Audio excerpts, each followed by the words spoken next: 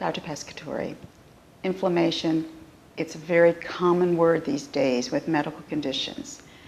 Can pycnogenol help with inflammation? Can it help reduce taking pain for inflammation? And that's a big question, but it's a big word out there. Oh, absolutely. I mean, inflammation is the buzzword of the 21st century. Oh, it is, isn't it? Really has gotten, and the beauty of, at least of it for me, is from a scientific point of view and a clinician point of view, is that we're learning that inflammation and inflammatory conditions are really the bottom line of health. At least that's where we've gone. We've taken it down to the next level. And who knows, 20 years from now, what the level underneath inflammation is going to be, because there will be one as we rip apart these layers and study things and realize. But when you realize over 150 million Americans, 150, so that's over half of us, suffer from one form of inflammatory disease or another.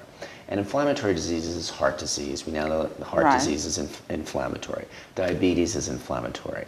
So many different diseases are inflammatory. Alzheimer's disease is inflammatory. I mean, the list goes on and on. Arthritis. The most common thing people think about is, of course, arthritis. Joint pains, mobility issues. So many people think about that as inflammation. But inflammation, inflammatory bowel disease. People think about that a lot as inflammation. But there's so many things. 150 million Americans suffer from one form of chronic inflammatory condition or another. 150 million. And pycnogenol works on inflammation because it's an anti-inflammatory. It's a natural anti-inflammatory agent because it works on the same pathways as the drugs do. The COX inhibitors, COX-1, COX-2, prostaglandin synthesis works on all of those pathways, thromboxane, all of them. The same pathways that drugs like Tylenol and Aleve and what have you work on.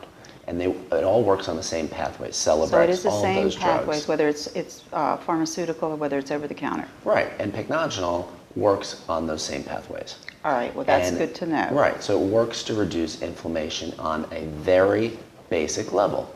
And the same level, you can put them head to head, and the pathways work identically, and they block the enzymes that do what they're supposed to do, and that's way too technical for this. But without side effects, right? Correct. Without side effects. That's the beauty of it. I mean, and we know. I mean, they've taken some of those NSAIDs off the market because of it. NSAIDs are the leading cause of liver failure in this country. I mean, it's the most common. They're the most commonly used drugs in America. Why? Because 150 million of us suffer from an inflammatory condition. Right. We're in pain. So when you have pycnogenol, when you have something that's so natural, like pycnogenol, that's processed without pesticides, without any toxic solvents even. I mean, even in the processing of it, there's nothing dirty or nasty that can get in there. So you have this wonderful natural product that you don't have to take, that lasts in the body for 24 hours, that you can literally take once a day.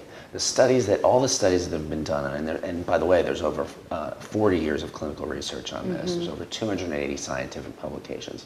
When you look at that research and literature, and it's just remarkable to me what it can do. And you brought up a question at the beginning of this, and one of it was, can it reduce the use of pain medication?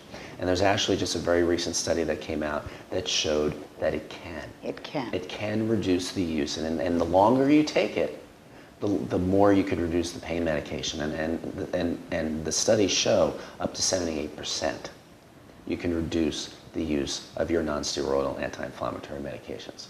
The longer you take it. At 30 days, X number of people, 60 days, X number of people, 90 days. So take pycnogenol for 90 days, and I'll bet you you'll start to use less anti-inflammatory medication, because those things are just not healthy for us.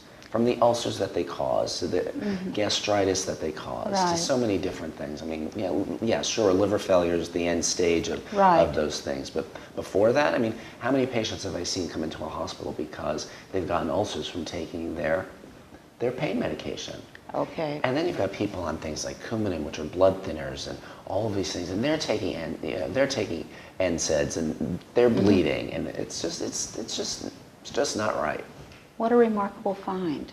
Having pycnogenol, it's been amazing to me. It's been an amazing part of my practice. It's opened up my practice completely to just different novel approaches, and it makes the patients happy.